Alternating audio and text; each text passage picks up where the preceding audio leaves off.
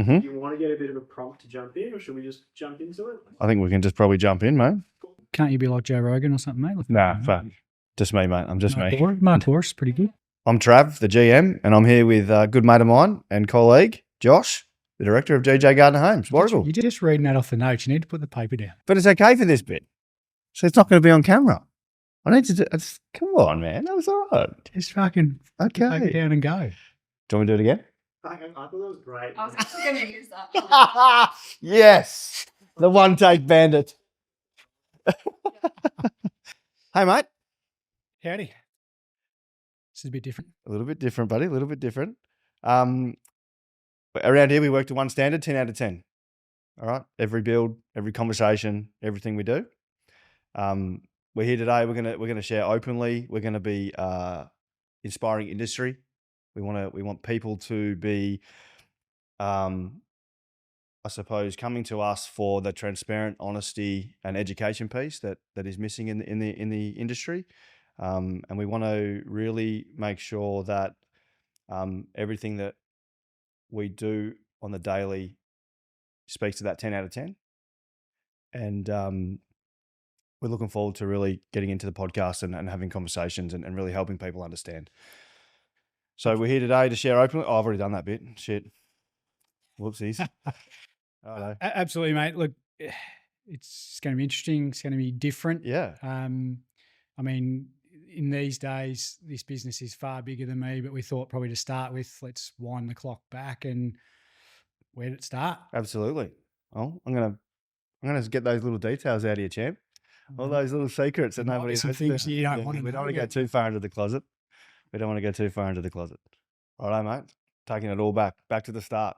Back to the start. Back to the early days. I remember a little apprentice, Josh, in back in the Dulson's days. Absolutely. Let's probably wind it back a little bit more just for everyone who's going to be listening. So, you know, I'm born and bred Warragul, or I suppose Bullen. A local.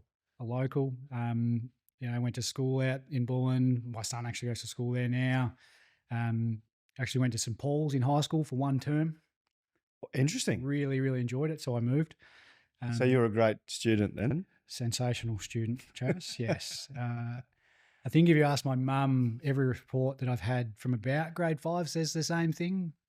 Pretty disruptive. Really? Gets all his work done, but yeah. Okay. Interesting. So continued through. Safe to say, not a scholar. I always got the result. Right. But yeah. That's how you got there, maybe. Sometimes some probably questionable behaviour. Interesting. Okay, interesting. So local, born and bred. Yeah, went to high school at Nearham South. Probably never really knew exactly what I wanted to do, but I'd always made that commitment that I wouldn't leave school unless I had something to go to. Righto. So if it wasn't something to go to, you were going to further your education. I was going to finish school. You know, I suppose as early as I can remember, I pretty well wanted to either be a pilot or a builder. A pilot?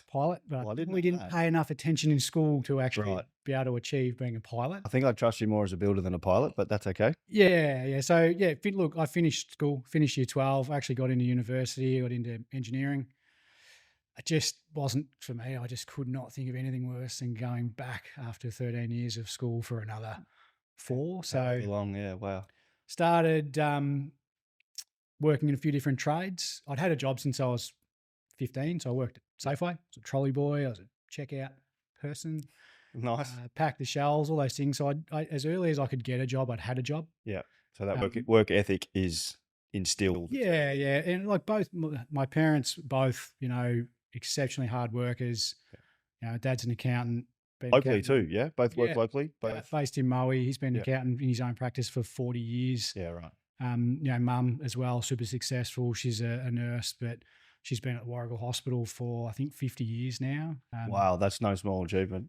Yeah, but in, I suppose, higher roles, you know, head of infection control, director of nursing. So I'm pretty lucky that I've had 2 pretty switched on, driven, hardworking parents. Yeah. And I think like most kids in my era too, you know, like that's what their parents did. Yeah. You know, dad wasn't always around because he was at work. He was doing what he had to do. So we won't reveal your age, but it's that 80s generation, right? Correct. That's pretty much where it sits. I'm in my 30s. Yeah. Let's just say that. For now. Yes. Hanging on for dear life. Yes. So yeah, look, finished school, did a bit of travel, My sister was in the States, spent a lot of years in the States in snow. So jumped over, spent a couple of months over there. Yeah, right. Bounced back and forth, did a little bit of plumbing, just wasn't quite For you. my thing. Yeah. Then sort of one of Dad's good mates was a boilermaker, fitter and turner. So again, did some stuff there, and then threw my hat in the ring for a building apprenticeship. So a couple of my good mates from primary school had actually got an apprenticeship a year or two before me. Yeah, right. Okay.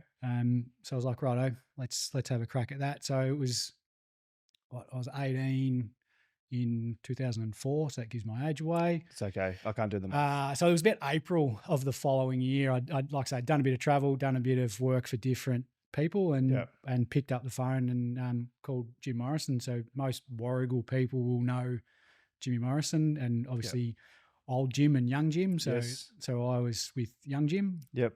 And it was really in the days of, oh, yeah, who's your dad? I was going to say, getting an apprenticeship back then wasn't an easy thing. You didn't apply. You weren't selected. You had to know somebody. Is that's fair? Yeah, pretty much. It was a knock on the door. Yes. Who's your dad? Neil. Oh yeah, you can start Monday. Yeah, right. Oh, shit, right. Okay. So that's that real local influence, especially with well-known, respected people. Yeah, absolutely. So that's sort of where I got my foot in the door.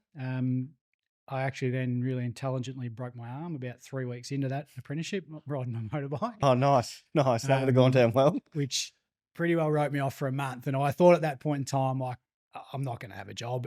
And I would have, I suppose, being where I am now, I would agree with that. Be like, but to the credit, I suppose, said, right, give me a ring when you're right. 4 weeks later, said I'm back, and off I went. And I suppose from my point then, I really felt like I owe you now.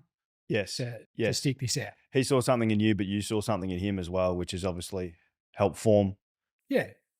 So it was, you sort of felt you had that, I suppose that you had a debt at that point in time. And as I think, to be honest, any kid who gets an apprenticeship should. Yeah, correct. And that's an interesting point that, what it is now is very different to what it is, or was then, and having local connection and stature within the community is super important. I think a lot of apprentices take it for granted. Oh, we see that all the time. I think in this day and age, unfortunately, kids don't necessarily want to be a trade. They don't want to be a builder or a plumber or a sparky or whatever. They just don't want to go to school. Yeah. So, and it's an interesting segue because, we have in our business, when we onboard and talk to trades, we like to see that the apprentices within those businesses are exposed to all elements of that trade and not just railroaded into a certain part. And I think that's really important. I do know part of that journey for you with your Jimmy Morrison days is that as a builder, he was well respected, but there was also a quality, attention to detail and control piece. Yeah. Talk us through that. Well, at the end of the day, we were really lucky. All the I suppose the kids at the time we went through with Jimmy, and Bluey's one of our main carpenters now, was a couple of years ahead of me, but we learnt from probably what most people in this town would argue were the best carpenters, like the best chippies. Daisy Fawcett's, Robert Hawkins, like sometimes some of them could be challenging to actually have to work with, but as far as tradesmen, they were undoubtedly the best quality, 100%. The best of what they do, dedicated, committed. Yeah. 10 out of 10. I was really fortunate that, especially like Daisy for me, really sort of took me under his wing, and I got probably one of the best apprenticeships that you could ever get. We did everything. Yeah, that's an important message, and I think too from your journey in this whole piece is the framework. I think for you to where you are today all started with that. We did everything. Yeah. So what did that mean as a builder back then? I suppose nowadays trades are really fragmented. Yeah. You only put frames up, or you only do lockups, or you only do fix outs. We did everything. Yeah. Like we would hand dig slabs. Yeah. Jimmy would be like, well, there's no point getting a machine. I got to pay you guys anyway. So there's a couple of shovels, rip into it. Get into it. Yeah. So we did everything. We set up slabs, we poured slabs, we framed, we did cladding, we put roofs on, we hung plaster, we tiled. Like realistically, the only things we didn't do was paint, which is great because I hate painting. Yeah. No one likes painting. Look at with passion. Yeah. It's mainly those that do it well, and they can keep doing it. But for us, no, thank you. I don't have the patience for it, and I'm not good at it. Yes. Yep. So we were lucky. We learnt everything. How do you think that sets you up for success today? Like I know we're going back and this is all part of the conversation, but I think there's some really key things there that, what was it about those experiences that you think have led to the success today? I don't know, to be honest. It's tricky. I suppose it just gives you a solid foundation that, like, realistically, I know that if our concreters are asking us questions, I've done it. Yes. Yeah.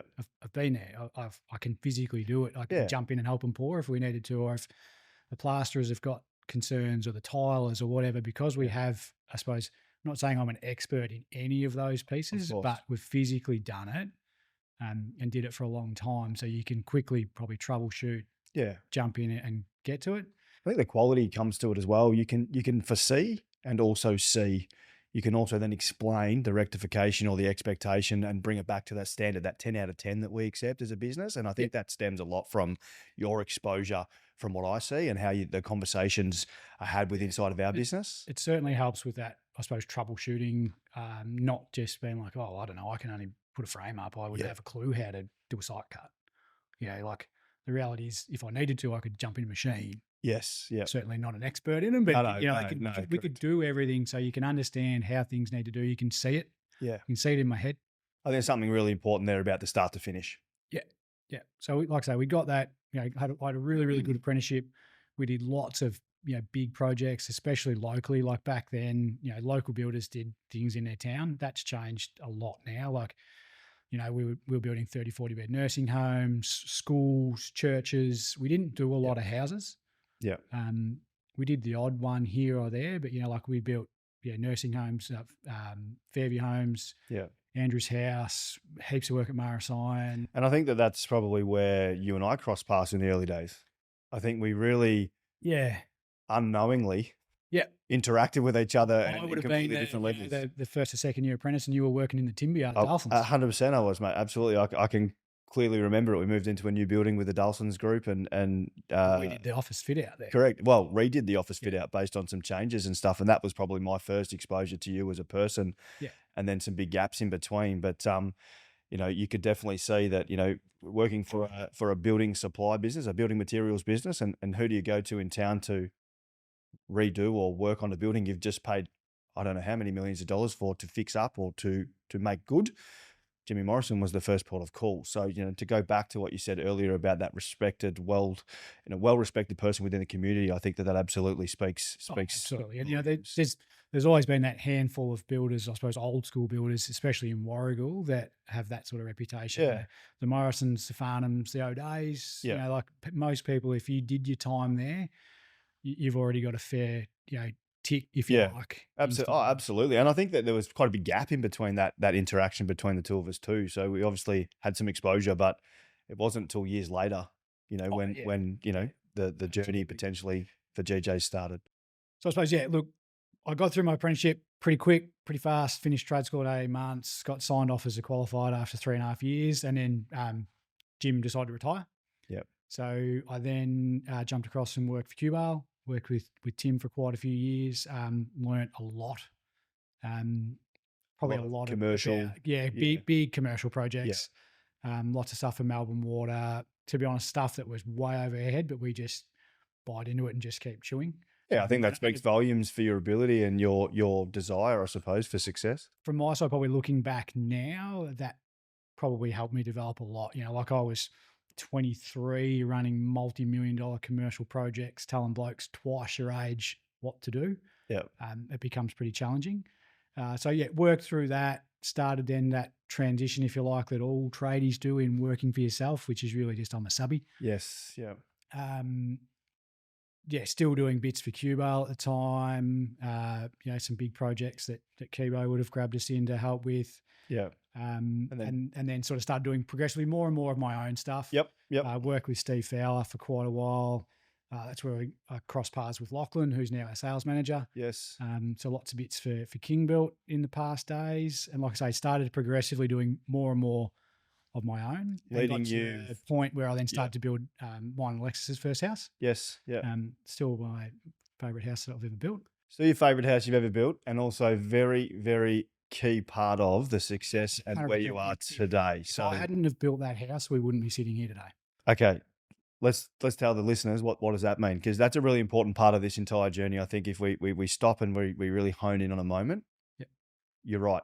Yeah, 100%. It's your story. I won't tell it, mate. There's two things in that house. If I hadn't have built it, I would have been here today. And if someone who is now our sales manager had have given me a job that he'd offered me at the time and told me no, I was too expensive for, we probably also wouldn't be sitting here today. Right. So it's a really important part of this whole Very, process, the very journey. sliding doors type moment, I suppose you'd call it. Yep. So yeah, look, started building the house in Hawkesburn Court.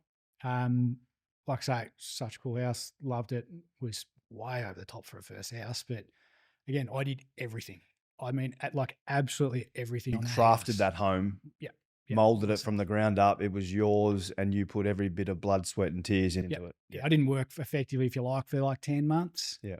So I'm lucky, you know, my wife's a nurse, so she could sort of earn some money, Fill the gaps. fill the gaps. Top the bank up. Yeah, yeah. Um, Fund the joy of was, there was no kids then, so it was just, you know, it was just me, her, and Tex, the Yes. dog. So, yeah, into that house, probably 3 calls away through it, I got a call from Stuart, who was the BDM for GJ's at the time. And a cold call. Cold call. Well, cold call, but he'd been prompted by Steve Chandler, who was the manager of Reese. Yep. So Reese is a massive partner of GJ's nationally. Yes. Yep. And they'd reached out and just said, you know, look, we're looking for a builder in that Warragul area. Is there anyone you could recommend? And he said, look, you want to go and see this house that's getting built? Like, it's cool, because Steve had been supplying all the plumbing gear and bits and pieces. He's like, and it was very cool. He's like, you should have a look at that. So I get a cold call from Stuart from GJ's. And he's like, oh, I'm talking. I was like, no. How old are you? What? 28. 28. Right. 28, 29. Yep. Really. Yep. And he's like, oh, you know, I want to talk to you about GJ's. I was like, oh, mate, nah, not interested in volume builder. Shit, it's just shit. Yeah. Nah. And he says, oh, you know, hear me out. It's like, oh, I'll hear you out. He did his little, you know, spiel. And I went home. Alexis and I were both living at my parents' house at that time, obviously trying to build our place. Yep. And I was talking to Dad, and he goes, oh, I've looked at that in the past. He goes, it's actually pretty good. Yeah, right. He said, but they always target 50-year-old builders who they've got the money to do it, but they don't have the drive. They want it, you know, like they're in wind back phase. Yeah. He goes, cruise control. It'd be worthwhile. And he said, let's have a look at it. I'll back you. Yeah, right. Okay. So like, okay. So we sort of started the journey at that point in time. Yeah. I didn't have my builder's license at that stage. Yeah, right. But you were interested. You were thinking. Yeah. The journey. I'd done my Cert 4 and bits and pieces. I just hadn't done it. The builder's license. So we sort of, like I say, we started down the journey. You know, sat down with Stuart, and who then introduced us to Ross. So Ross he owned the Master franchise at the time. So GJ's has changed a little bit now. But effectively each state was its own area, if you like. Yeah. So Ross Morley was, and he'll, from my side, stay one of the greatest mentors that I've certainly ever had. Yeah, he was. He is a class above. Oh, absolutely. Yeah. In all fronts. Yeah. In the small interactions I had with him, absolutely. Yeah. So you know, sat down with him and started working through the complexities. Yep. Like I say, you know, I had the desire, I had the skill set, didn't have the money.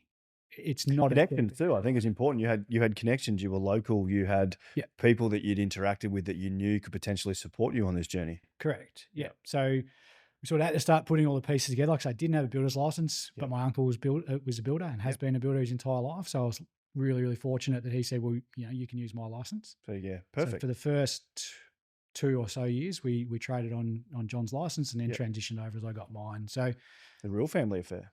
Yeah, it certainly was in the early days. But like I say, there's a lot of hoops to jump through, and Ross in particular was very, very specific on making sure he got the right people. Yeah, so the onboarding process, the selection process, as much as they wanted you, they wanted to make sure that it was going to. Like he wanted me to shave my beard off. You know, I think you did that once, maybe twice. For charity, but not in that point. But you know, you got too many tattoos, all those bits and pieces, and probably wanted me to be a bit more polished. Yeah, more corporate, a bit more professional. I mean, at the time, you know, like I was a chippy. Yeah, and I wasn't necessarily ready to not be a chippy. What I didn't want to be was 50 and up on the roof putting trusses up. Like there's only so long you can do that type of work for. So I wasn't necessarily ready to get off the tools, but the opportunity was there, and you got to take it. Yeah, with obviously the advice from your old man, who obviously you respect a lot, and has been around a long time and was pretty involved in that space, right? So he was giving you some clear guidance, and obviously the support of John and the like. But it's an interesting journey, I suppose, that piece around, were you the right fit? Safe to say you were, because here we are almost 10 years later and fairly successful, if you ask me. We're trying. We're trying. Yeah, we are. You know, and, so and that's important. effectively, we signed with GJ's in July 2016, thereabouts. Yep. And then we opened the office late September, I think it was late September, early October in 2016. So Yep.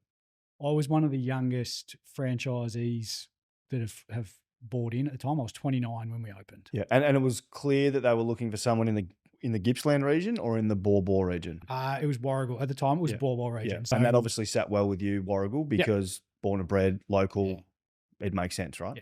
Yeah. So Bor Shire area had Yep. always been a vacant territory Yes. for GJ's. There was Yep. Bass Coast. Yes. Were a long-standing franchise at the time, and then Central Gippsland, so Sale, and then East Gippsland. But they'd never really filled that southeast corridor, if you like, Right. sort of through Pakenham, Warragul, Traralgon. Yeah. And 10 years ago, a lot of them, what we would call the major builders, were still hesitant to come this far out. They were doing all the regional type surcharging, which the big stood boys at would have those top couple of builders. Yes. We Yeah. won't name names, No, but no. yeah, those top sort of 3 or 4 in the top 10 would have been Yeah. out here, but most of them didn't really come past Pakenham, and No.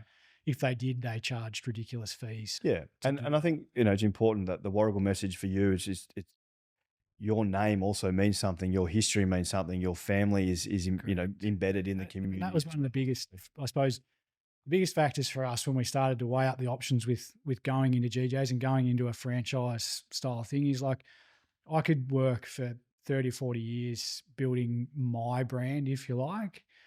At the end of the day, it's only really worth me. Yes. Which is really, like, at the end of the day, it's only as long as I'm working, I'm on the tools, I'm Yeah. doing something. You can't really scale it. Yes. And so we wanted to look at something that long term, you know, it's scalable and it's saleable. At the end of the day, you know, an exit strategy. if I've been in it for 25 years and I'm like, you know what, I want to step out, that you can effectively, you've got a business there at that point in time that you could sell or transition across to someone else. If I know you, mate, I'm tipping that it's going to be someone that you want to support and help and guide and mentor and do a very similar journey to you were exposed to. That's who, I suppose, for sure. I'm a builder at heart. That's all I've ever done. At the end of the day, I've only ever been a builder, and I love building. Yes. I still love to get on the tools. We like getting you on the tools sometimes. Probably not as good on the tools as I used to be, and my nail bag's falling apart now. But I suppose more from my side now, it's more about, I really enjoy the business side of things and running the business. And I suppose we want to build great homes and product for everyone that we work with. But from my side more, that's sort of what we do. Yes. Yeah. For me now, I want to be able to provide opportunities to all of our staff that they wouldn't get anywhere else. Yes. Yeah. So if that's making them, you know, treating them better, teaching them to be better people, whatever it might be, but, you know, building, like I say, that's what we do. That's how we keep the lights on. Absolutely. But it's, for me now, I focus more on, I suppose, trying to, what can we bring to the table for our team? Yes. That they're not going to get anywhere else. And to help that 10 out of 10 experience piece that we try so hard to deliver on a daily basis to everyone. Yeah. So you mentioned lights on before. Obviously, in order to set this up for success, you've got to have a place to operate from. And I know that there was some conversations had early in the journey around the where and again, local knowledge has come to fruition in that space. But the GJ model, if you like, is Main Street, you know, walk-in. High exposure in their opinion. High exposure, real estate agent type stuff. Correct. Which we were just like dead against from the start. Yeah. Local so, knowledge helps with that. You know, there's a lot of, you know, I'm not sure if anyone's ever tried to get a car park in Warragul. That would be a pretty big one. And unless you want to get your hair cut or get a coffee, correct, it's not much point. So there was 2 factors in that for us. The cost was ridiculous. Yeah. You know, we were looking at, we needed about 300 square meters. And at the time, the only building that was available around that was what is the Commonwealth Business Banking opposite the post office. It was $100,000 a year. Yeah. Rent. Not viable. It's like that. That's just. No, that's setting you up for failure. That's not viable. So we found, I suppose, a factory / shop front down next to Vic Roads where we spent the first 6 years. Thereabouts. You know, and it was 24 grand. Yes. Yeah. So we're like, we can be here. And it was scalable too, right? Correct. It was, you had the ability to set it up the way you needed to, which was what at the start? So at the start, obviously, office fit out, we set it all up. And at the end of the day, when we started, it was me. Tess was on board, so we managed to lure her across from another big builder at the time. Yeah. I really In a wanted sales. in a sales role. She'd come with the really, really strong background in colours and interior design and that side. So we wanted to try and bundle everything together in that one role. So I managed to get her to jump across, which was a great pickup for us. Definitely. Early days, great reputation. She's got a fantastic reputation, still does now, and it was obviously a key part of that success early days. Yeah. So it was at the start, it was me and Tess. So we started in that September, October. Yeah. And then sort of towards the end of the year, Tia, who most people know in our business. Correct. Sort of handles all of our contracts and colours, which is actually my sister. I was going to say also your sister-in-law, yes. Was finishing school. So she also lived with us at the time. She lived with us from when she was about 16 or something. Yep. So she's sort of really like mine and Alexis's extra child. Yes. But she was finishing school, didn't really know what to do. I was like, well, you can come work for us and just answer the phones. Yeah. We needed that reception, just like I say, fresh school leaver, green. Yeah. I think deep down, you may or may not have seen it at the time, but that's back to that who you are in terms of making great people and mentoring and guiding and supporting along the way. I think that there's a message. We didn't at the time, but in hindsight. In hindsight, absolutely. Like it's probably sitting in that subconscious for you because, again, I think it's a really important message that supporting the people and I suppose encouraging people to be better, both externally and internally, is a really key messaging from you, especially as part of from day one. It's important. So she jumps on board, and then we just start. It's like, okay, we'll teach you how to answer the phones, and when you can do that, we'll teach you something else, and when you can do that, we'll teach you something else, and we'll teach you something else. Yeah, and fair to say, she picked it up pretty quick, and she's very good at what she does. Absolutely, and at the end of the day, she's still with us today. So she'll have been with us for 10 years. In September. In December. December for Tia. Sorry, you're right. Yes. This year, and it's been great to watch her grow. Yes. She's gone from a pretty shy kid to well respected, and I suppose brings so much value to the team. So like at that stage where this is real, we're into it. Now we've got to try and sell. And I remember lots of people when we first started, and I've been having conversations with yourself at the time at Dalson's, and there was lots of talking. How's this going to work from different builders and people around the town? That'll never work, right? Yes. It's like, well, I can watch this. There's always the skeptics, right? Exactly. We'll show you how it's going to work. Yeah. I've always been pretty stubborn in that. Really?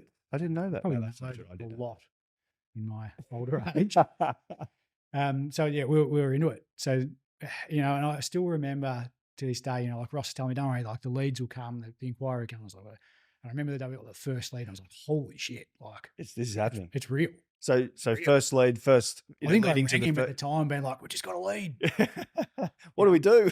Now we get 700 leads a year. So it's like, correct. Sort of don't even blink an eyelid at it. But I still remember getting that first lead. We haven't even opened the office at that stage. I was like, oh, wow. Shit. All right. Okay. This is real. Yeah. And that's that brand, what a national brand can bring to the table that people take for granted. Yeah. I suppose the segue at the moment, that's GJ's superpower, if you like. We buy into the systems and software and the branding of one of the biggest builders in the country. Yeah. Consistently in the top 10 biggest builders in the country, the biggest franchise builder in the country, the biggest builder in New Zealand by more than double. Yes. But it's me. Yes. It's locally owned. Yeah. It's my builder's license. The buck stops with me. So we get the best of both worlds. And like I say to everyone, and you would have heard it a million times, I can't afford to get it wrong. Yeah. We don't get it right all the time, and we've certainly made plenty of mistakes. And if you could have do-overs, you would absolutely do it. But we've learnt a lot. But at the end of the day, we can't afford to continuously get it wrong because we live here, and the only thing we've got is our reputation at that point. Correct. If we burn our reputation, and we have with some people, 100% we have. We've completely stuffed it up. Yes. But like I say, we've continuously just tried to learn from that. Let's make sure we don't make that same mistake again. Yeah. And so I suppose that, like I say, that's the superpower of GJ's. 100%. Big brand, big national backing. Yeah. I still used to think that at the time that Dalson's really looked after me. Yes. And I remember, you get the price file from GJ's, you're like, oh, Trav, you've been absolutely shafting me for the last few years here, I wouldn't go that far, but we're all comfortable. So, like I say, then we're into it. That sort of first 6 months, you're trying to find your feet. You know, at that stage, I am everything. You're doing the whole lot. I'm trying to learn Yep. everything. Trying to Sell. learn the system. You're trying to help sell. You know, you're estimating, and then you start putting things in the ground and you're supervising. So like, you're working at the end of the day, the first few years, like 70, 80 hours a week. Yep. 6-7 days, like whatever has to be That done. foundation piece, right? They're getting it right from the start and the effort put in. And the computer system we have now is way better than what we had when we started.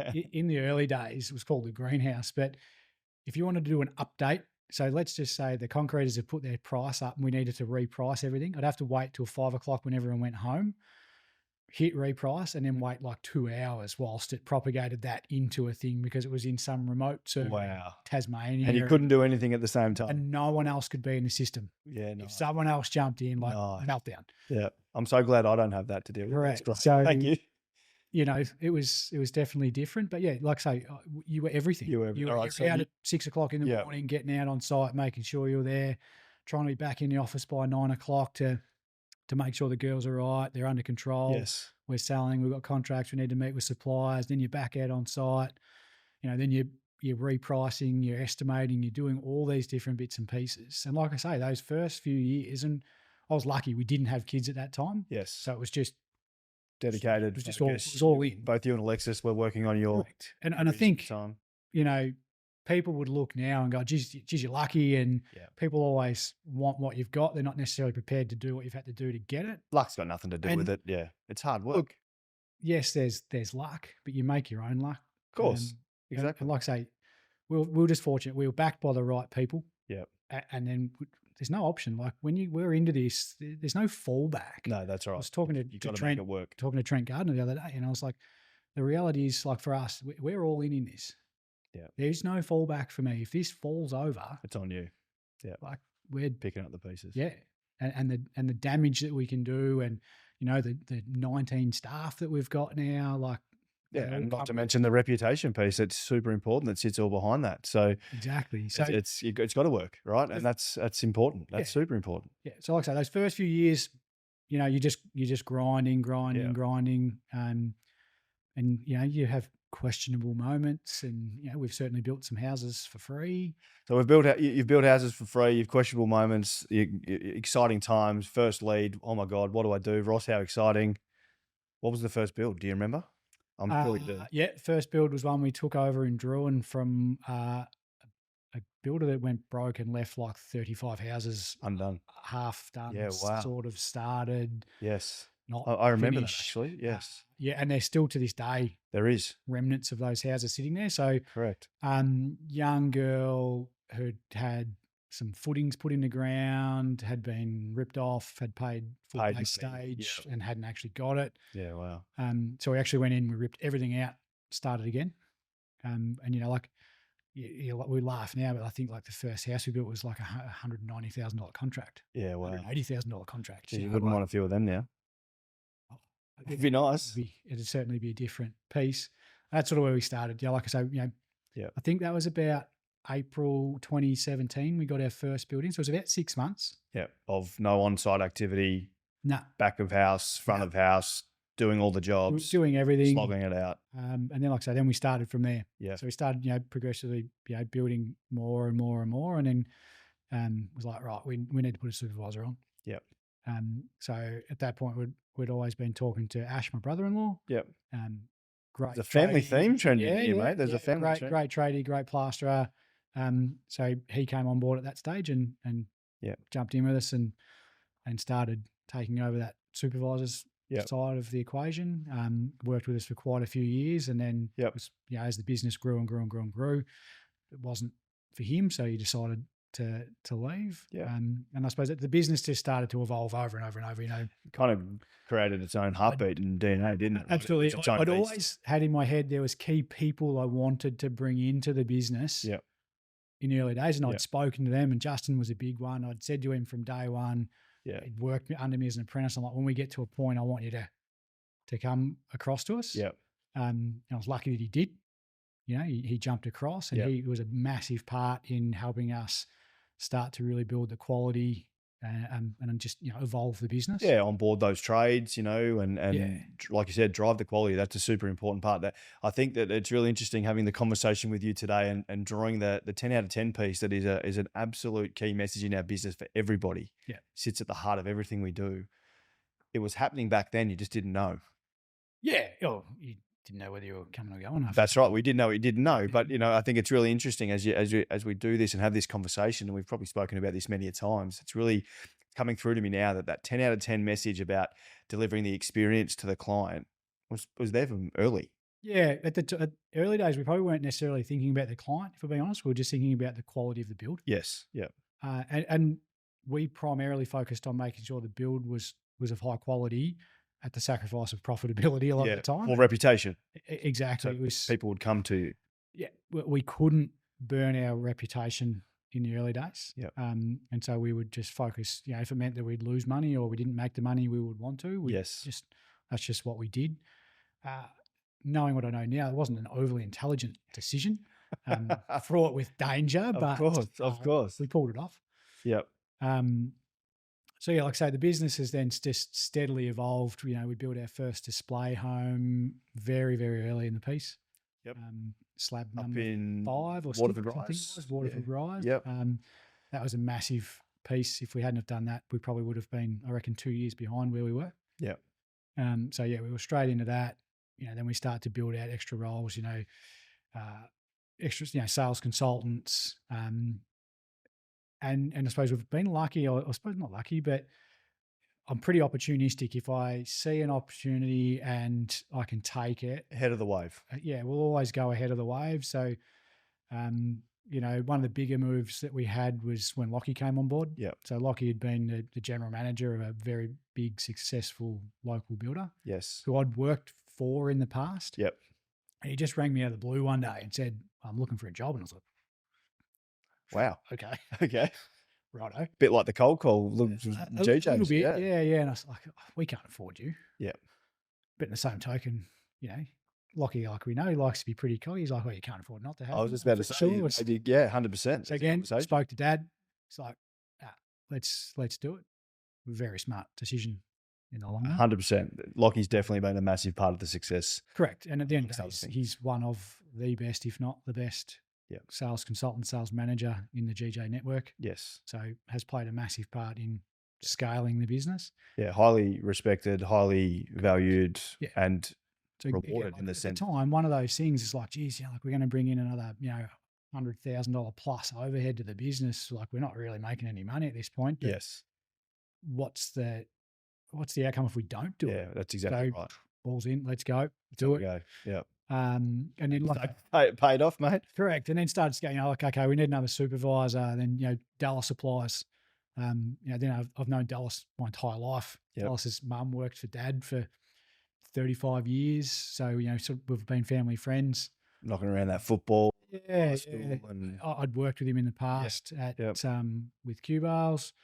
And so, he jumps in. And so, then we've got like 2 really, really high performing supervisors at this point in time. setting us up. We've got a great sales team and, we're really starting to Build momentum. And, we just kept working and working and working. And then, we ran into the COVID Yeah. times, which Dare we say it? for any builder at the end of the day was the greatest profitless boom that you'll ever see. Yes. It was one of the hardest times just looking and going, how are we going to deal with constant price increase? Our frame price has gone up by 35% overnight. Super difficult. The biggest thing that came out of us or for us at that point was relationships. Yes. That was the success. We were super fortunate, especially that relationship with Dawson's and primarily yourself at the time. It was me, yes. We'd always been really loyal, so we didn't shop things. And I remember at the time, you had mountain loads of pine, which no one had. Yep. And the only people who could buy it was us and Lee. Yeah.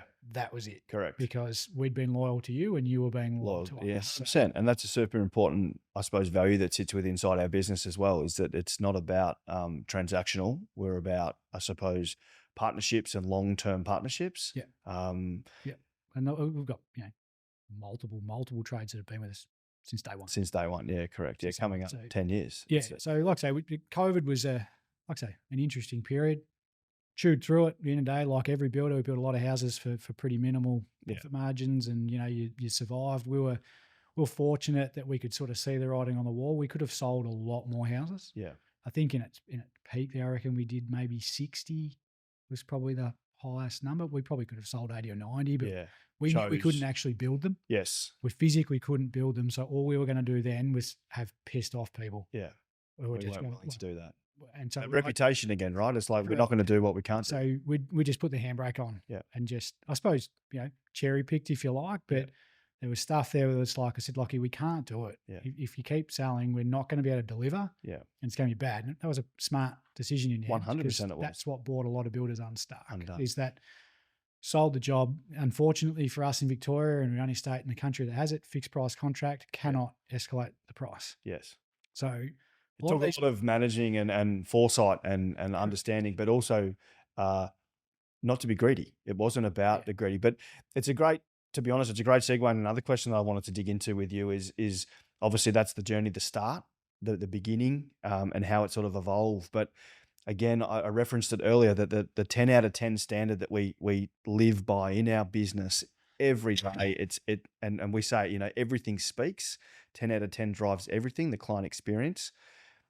I think there's a lot of things in there around the transparency and the honesty. And yes, we could have said yes, or yes, you could have said yes at the time, but the choice was made not to because of the potential repercussions and not being around to finish and see that journey through. So I think, talk to me about 10 out of 10 and what it means for you. What's 10 out of 10? Let the listeners know. 10 out of 10, everything speaks. I suppose it's something that's evolved for us in the business. If you like, probably subconsciously we've made decisions through the years. Yes. That's what we're thinking. I suppose we've probably put 10 out of 10 is what we're labeling it as, if you like. Yep. But it's something that's probably it's almost in our DNA, if you like. It's just ingrained. It's there. We probably couldn't put a finger on what it is. And it wasn't overnight, right? No, but a lot of the decisions we've strategically made over the years, like I say, not selling more houses than we could actually deal with. Yep. If you look back now, retrospectively, go, well, that was trying to protect that and that create that 10 out of 10 experience. We knew we couldn't deliver. Yeah. So we didn't want to put ourselves in that situation. Yeah. Employing the people at the time ahead of the wave, Correct. seeing that opportunity. Always, like I say, always employed ahead of the wave. We've always probably ran heavier on staff than, especially in early days, than Ross would have liked us to. Yeah. But I've always had that opinion of like, I want all our staff, ideally, if they're working at 90% capacity all the time, if someone's sick or leaves or whatever, well, you can absorb that. Yeah. And there's been times where we've pushed way past that, especially on the construction side as we pushed out and started to really build some volume. Yes. We pushed our boys way too hard. Yeah. But we managed to find where the sweet spot is, and it's taken time. And unfortunately with that, we've lost people because we couldn't get back. Couldn't make the changes as quickly as what needed to. As fast as we can. But I suppose every time something like that's happened, it's difficult. You think, how do we deal with that? But you learn from it and you get better. I think it's interesting. I think we should just build on that just slightly. So we talk about the construction team and we could have done things a little bit better in terms of workload, if you like. You talk about that 90%. We don't want anyone working 100% all the time. Fair to say again that we've got people in the business that are dedicated and passionate, and onboarding for us is super important. We want the right people. We want to grow those people. How do you think, explain to the listeners, I suppose, the 10 out of 10, tying it back to the capping of the workload for supervisors? It's not normal in the industry. And I think it again speaks for something that we do as being transparent, honest, and upfront with our clients and setting the standard very, very early. Yeah, we like I say, we have pushed the boys way too hard multiple times. Yep. But what we picked up in that stage is when we pushed past a certain point. In early days, we did it more on just the number of jobs. Yeah. And jobs at that which time. Which is pretty industry standard, right? Yeah. But at that time, we were geographically pretty close. Yes. To home all the time, predominantly Warragul, Druin, into Latrobe Valley. Values of those homes. The home values, more than anything, were way less. Yeah. Like when we started, your average contract sub 300. The reality is for us, as we sit now, average slab on ground that we've put down this year is 900,000. Yeah. So builds have just gotten bigger, but the reality is of COVID, the prices went up by about 35% and they never Never came came back. back. That's right. So like I say, we've tried to work those caps, pull them down, because what we knew is that it makes the boys' life better. Yeah. It also provides a better client experience. So our build times were blowing out. We weren't getting as good, feedback through, and we do a lot of work in customer feedback, and we've always had amazing Feedback level. Yeah. Where you start to pick up and go, we're dropping the ball here. Yeah. So we need to bring the boys back, which means bringing more resource on Yes. to handle that and juggle it through. Hello. Hello. We're going to wrap it up. Sure. Did we get through it all? We got through, yeah. Massive chunk. So I was literally just like fucking nothing else was happening around me. I feel weird as fuck right now. I can't even explain it. That's why podcasts are easy. Yeah, I'm with you. Was it really? conversation. Holy shit. So I want you to wrap up with whatever you feel like you haven't covered, but Yeah. focus on the future, kind of, leave them wanting more. Yep. And then just thank them for tuning in. We've like sort of maybe tease out. We've got a really exciting guest for the next episode. Stay tuned. Yep. What do you want to? Is there anything you want to pick up on in the last bit? I suppose the question would be where to from here. Where to from It's here? probably Yeah. what a lot of people ask. Like I say, 10 years this year. Later last year, I was like, have I still got the passion? Is it Yeah. there? Right. And I sort of got through. And I was like, I am. Like we're 10 years this year. We've been in our new office for a couple of years, which was a massive, massive piece. And it's ours. Yes. We built it. Yep. Won a commercial building award for it, we even though did. we're not a commercial builder. We but, did. You're right. So it was a massive piece. And again, we talk about reputation. Well, we wanted to build an environment that our staff wanted to come to work in. Correct. So 10 years, and I'm like, righto, we've built a really solid business. We've absolutely made mistakes. We've made a lot of mistakes. We've done a lot of really cool things, a lot of really great things. Yep. And now it's time to turn it up. Yeah. So the piece for you is that what next? Deliberating between yes, no, maybe, and it was like, you know what? Let's go. 100%. Yeah. We've Buckle up. 10 years, we've gone from me, Tess and Tia to now me and 18 Other people. staff. Yeah. So and key staff, people key staff. We've got, at the end of the day, it's not just like we've got multiple staff there now. There's multiple layers as well. Yourself in as a general manager. Yeah. Lockie sitting in sales manager, Dal sitting as construction manager, and then filtering out from there. We've built a really solid structure around the business, and now I'm like, righto, the next 10 years is like, catch me if you can. Righto. Can't do that without solid partnerships. Correct. We mentioned that previously, trades and suppliers. Really looking forward to our next chat, because we're going to bring in someone that, a bit of a special guest, if you like, but someone that's been a key part and works for a business that's been a big part of the success of this business, fair to say. Absolutely. And he's far better looking than you are. He's not far better looking, and he may be the favourite, but it doesn't matter. We can build on that later. We will clarify that later, and we'll put it to bed finally. Absolutely. Hopefully, people enjoy this. It's like I say, it's different. Mate, I'm certainly out of my comfort zone. I can talk. That's not true. But this mic in front of me, all these sorts of things. But I've really enjoyed the chat today. There's some things I didn't know. I've learned a lot. I thought I knew a lot, but Managed to keep your shirt on, which is yes. There's that. everyone Yeah, no, involved. there's less cameras. So yeah, thank you. I appreciate you giving my secret away. But thanks for everybody for listening, tuning in. Looking forward to the next episode. Thanks for your time, Josh. I think this has been really cool, and looking forward to doing the next one. See how we go. You can bring the coffee next time. Right. Roger. I always have to pay. Fair enough.